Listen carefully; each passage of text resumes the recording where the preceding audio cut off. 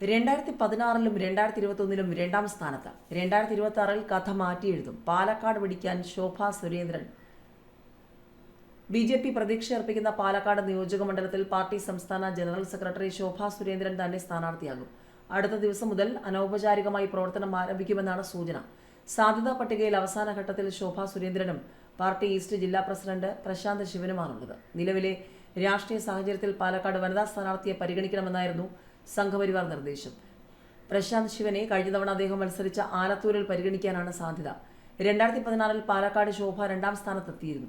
2021-ൽ E ശ്രീധരനിലൂടെ BJP. രണ്ടാം സ്ഥാനം നിലനിർത്തി. പാലക്കാട് നഗരസഭാ അധ്യക്ഷനും ജില്ലാ ജനറൽ സെക്രട്ടറിയുമായ പി സ്മിതേഷിനാണ് മണ്ഡലത്തിന്റെ തിരഞ്ഞെടുപ്പ് ചുമതല. മലമ്പുഴയിൽ ബി.ജെ.പി. സംസ്ഥാന വൈസ് പ്രസിഡന്റ് സി കൃഷ്ണകുമാർ ആയിരിക്കും സ്ഥാനാർത്ഥി. കഴിഞ്ഞ 2 തിരഞ്ഞെടുപ്പുകളിലും കൃഷ്ണകുമാർ മത്സരിച്ച മലമ്പുഴയിൽ ബി.ജെ.പിയാണ് രണ്ടാം സ്ഥാനത്ത്. തദ്ദേശ തെരഞ്ഞെടുപ്പിൽ അകത്തേത്തറ പഞ്ചായത്തിൽ ഭരണം പിടിച്ചതുൾപ്പെടെ പാർട്ടി കൂടുതൽ മുന്നേറ്റം ഉണ്ടാക്കിയിട്ടുണ്ട്. തദ്ദേശ തെരഞ്ഞെടുപ്പിലെ നേട്ടം കണക്കിലെടുത്ത് ഒറ്റപ്പാലം, ഷൊർണൂർ, കൂങ്ങാട് മണ്ഡലങ്ങളിലും നീക്കം ഊർജിതമാണ്. ഷൊർണൂരിൽ വെസ്റ്റ് ജില്ലാ president P Venugopal, general secretary E P Nandakumar എന്നിവരും, ഒറ്റപ്പാലത്ത് മേജർ രവി, മുൻ ജില്ലാ പ്രസിഡന്റ് കെ എം ഹരിദാസ് എന്നിവരും പരിഗണനയിലുണ്ട്. കൂങ്ങാട് മണ്ഡലത്തിൽ ബി.ജെ.പി. സംസ്ഥാന സെക്രട്ടറി രേണു സുരേഷിന് സാധ്യത പറയുന്നുണ്ടെങ്കിലും ജില്ലയിലുള്ള നേതാവിനായിരിക്കും മുൻഗണന. നെന്മാറയിൽ എൻ.ഡി.എ ഘടകകക്ഷി ബി.ഡി.ജെ.എസിന്റെ സംസ്ഥാന വൈസ് പ്രസിഡന്റ് എസ് അനുരാഗ് ആയിരിക്കും സ്ഥാനാർത്ഥി.